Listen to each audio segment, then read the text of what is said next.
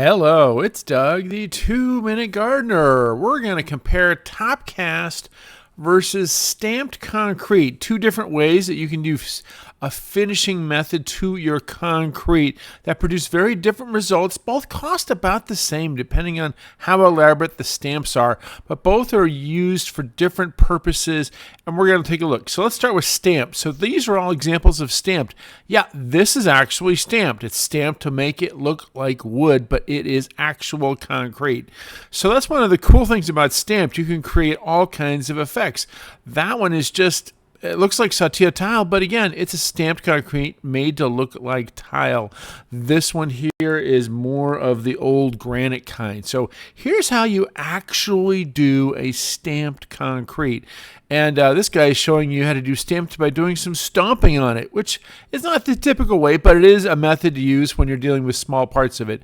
But basically, with a stamped concrete, you put it on when the concrete's wet. You need to let that concrete set for about 2 to 4 hours, depending on the weather. And then you start using these forms to create that stamped effect. Now, the one they're using for this one is called old granite because they want it to look like it's an old piece of granite. And so there's two parts to this. There's the original stamp form that is, you can see, is kind of etching into the concrete this look of kind of a roughed old granite. But as you saw in those other photos, there are lots of different stamps you can put out there. You can do tile, you can do flagstone, all different methods for creating some patterns in the concrete as part of the finishing. By the way, if you're also wondering, this is a colored concrete. This one is called sandstone. It's going to lighten up as all colored concretes do once they dry. But here's another look at some of those stamps, the big ones and the small ones. And these are pretty easy ones. You can actually order these stamps. If you're going to do it yourself, it's really not that complicated of a process. Another way to do it is with those hard stampers to really pound that pattern into the concrete.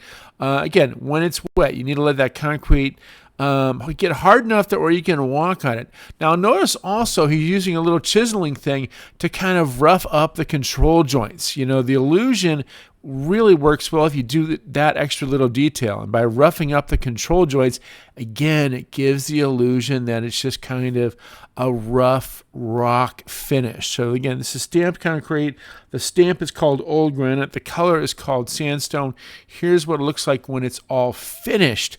Again, it looks like it's an actual granite top patio. So it's kind of a cool effect for this one. Now, let's compare this to top cast, and then we'll talk about which one works for what application. This one turned out beautifully. A really great job these guys did on this particular job. All right, moving on to top cast. The strength of top cast is it creates kind of a rougher surface to the finishing. Really good if you have a driveway or a pathway that's on a slope and you're worried about slippage. Maybe the person using it's a little bit older and you're just a little worried about the footing. I really recommend doing a top cast finished. Now, we also want to point out one more thing. This one has the control joints laid in a diamond pattern. So that's another way you can kind of do some cool concrete work. So here's that patio as they're doing it. Again, this color is called palomino. It's a really dark color when it comes out wet, but as you see in the previous slide, that it's going to lighten up quite a bit. With top cast, they spray this little chemical on top of it, and there's actually different top cast 3, top cast 4, so on and so forth. It gets sprayed down when the concrete's still wet, and then the next day they hose it off, and what that retardant has done has etched away at the top part of this. Now, this is different than acid wash, which is another kind of really cool finishing concrete technique I mentioned in some of my other concrete videos. But by using this top cast, it burns the top off and creates that kind of sandy speckled look. It's also important when you're washing this off that you wash it off into some kind of a pumping reservoir. You don't want this just going in the storm drain. So these guys did put down a little pump right there that's pumping it all into a reservoir to be taken off and disposed of properly. But again, so top cast, it gets rinsed off and it creates that wonderful look. And here it is when it's all finished. it really turned out great. It has that wonderful etchiness that makes it, gives it some good grip. So it's really grippy, and it still gives it a little bit of detail. So again, top cast versus stamping. Stamping is going to be a little bit more expensive, depending on how expensive how elaborate the stamp is going to be.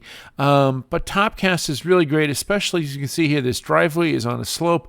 It's got really good grippiness, but it still has some interesting textures, and that turned out great. Well, that's all the time we have now. Don't forget to hit that like, hype, and subscribe button, and leave a comment. Tell me which concrete stamping or patterns that you've used before. We love to hear what people love using for their landscape projects. Well, that's all the time we have. Again, this is Doug, the 2-Minute Gardener, saying good luck with your landscape project, and thanks for watching.